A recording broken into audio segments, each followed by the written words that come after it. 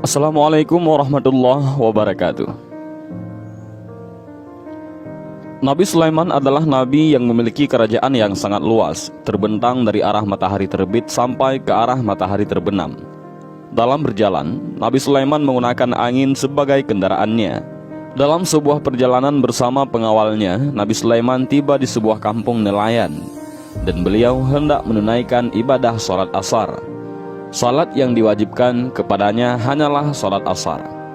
Saat mau sampai, Nabi Sulaiman memperlambat dan merendahkan terbangannya, melihat seseorang perempuan berkulit hitam legam sedang mencuci pakaian di sungai. Perempuan itu mencuci pakaian tanpa ditemani oleh siapapun. Tiba-tiba Nabi Sulaiman terbesit dalam hatinya, betapa hitamnya perempuan tersebut. Siapa yang mau menikah dengan perempuan hitam itu? Nabi Sulaiman pun berlalu mencari lokasi lain di tepi sungai untuk berwudu. Ketika hendak memasuki kamar kecil, Nabi Sulaiman melepaskan cincin bertuliskan namanya bersama nama Allah di batunya. Cincin itu dititipkan kepada pengawalnya. Cincin ini adalah mukjizat dari Allah kepada Nabi Sulaiman, sehingga bisa terbang bersama angin dan isi bumi seperti manusia, hewan, dan jin tunduk kepadanya. Sebelum Nabi Sulaiman masuk ke kamar kecil, rupanya jin jahat bernama Afrit telah masuk terlebih dahulu. Lalu Ifrit keluar lebih cepat dari Nabi Sulaiman dan menyerupai Nabi Sulaiman persis sekali. Lalu Ifrit meminta cincin itu kepada pengawal tadi. "Berikan cincinnya, saya sudah selesai dari kamar kecil," pinta Ifrit. Tanpa keraguan sedikit pun, pengawal tadi langsung menyerahkan cincin itu kepada Ifrit. Maksudnya adalah Ifrit yang menyerupai Nabi Sulaiman. Tak menunggu lama, Ifrit yang menyerupai Nabi Sulaiman pun terbang bersama angin ke singgasana untuk memimpin kerajaan. Ketika Nabi Sulaiman asli keluar dari kamar kecil, langsung meminta cincinnya kepada pengawal. Pengawal pun kaget dengan menyebutkan telah mengembalikan beberapa saat yang lalu. Setelah dilanda kebingungan, pengawal ini akhirnya memilih kembali ke kerajaan dan tidak percaya kepada Sulaiman yang asli. Tinggallah Nabi Sulaiman seorang diri. Selanjutnya, Nabi Sulaiman berjalan kaki tanpa pengawal sampai ke pesisir kampung nelayan itu. Di sana, Nabi Sulaiman bertemu dengan seorang nelayan hendak melaut. Nabi Sulaiman meminta ikut, namun nelayan itu tidak mengizinkannya. Menjelang sore hari, nelayan itu pulang dan membawa pulang ikan dan separuhnya diberikan kepada Nabi Sulaiman yang tidur di tepi pantai. Dalam tidurnya, Nabi Sulaiman beralaskan ular dan dikipasi oleh burung-burung. Beberapa hari kemudian, nelayan itu hanya mendapatkan seekor ikan dan tentu tidak mungkin diberikan kepada Nabi Sulaiman. Inisiatifnya, nelayan tadi mengajak Sulaiman bin Daud ke rumahnya untuk makan bersama. Sementara saat itu, di pusat kerajaan, Sulaiman Hoak ataupun Ifrit yang menyerupai Sulaiman sedang memimpin.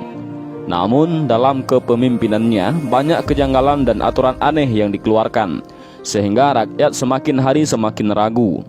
Kemudian para pemuka agama ataupun pembesar kerajaan bermusyawarah untuk hal itu. Walhasil disimpulkan bahwa yang sedang memimpin adalah Sulaiman palsu dan rakyat tidak percaya lagi.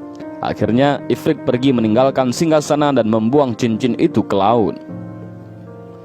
Akhirnya cincin itu dimakan oleh ikan dan ikan tersebut tak lain adalah seekor ikan yang terjaring oleh nelayan yang bersama Nabi Sulaiman. Kemudian seekor ikan itu dibersihkan oleh putri nelayan itu. Ketika perut ikan dibelah, maka ditemukanlah cincin yang sangat cantik bertuliskan nama Allah bersama Nabi Sulaiman. Lalu gadis itu mengadu kepada ayahnya.